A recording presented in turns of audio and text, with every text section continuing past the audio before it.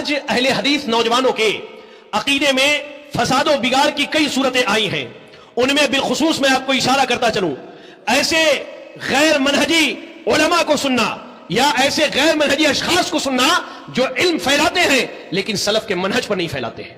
مثال دوں، ہندوستان میں مشہور لوگ ہیں، مولانا اسرار احمد صاحب ایک گمراہ آدمی گزرے ہیں، انجینئر محمد علی مرزا صاحب، مفتی طارق مسعود صاحب، طارق جمیل صاحب، ان جیسے جاوید احمد غامدی صاحب، یہ وہ لوگ ہیں جن کی وجہ سے آج اہل حدیث نوجوانوں کے عقائد میں فساد آ رہے ہیں۔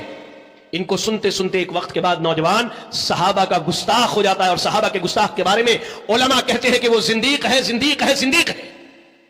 یاد رکھیں ان چیزوں کو، یاد رکھیں، عقیدے میں بگاڑ، عقیدے میں فساد، منہج کی خرابی آپ کو یہاں لے کر کے آئے گی کہ آپ جب مر کے اس دنیا سے جائیں گے تو اللہ رب العالمین آپ سے راضی نہیں ہوگا۔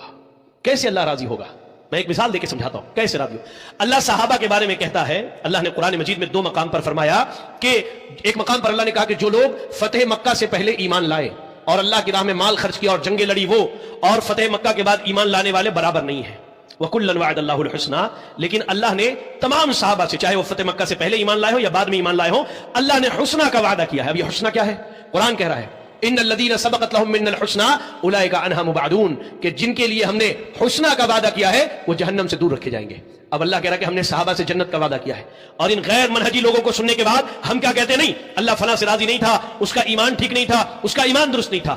ایک کی ضمانت اللہ دے رہا ہے اور دوسرے کی ضمانت یہ گمراہ لوگ دے رہے ہیں۔ اب یہ گمراہی لے کر ہم اللہ کے سامنے جائیں کہ اللہ ہم سے راضی ہوگا؟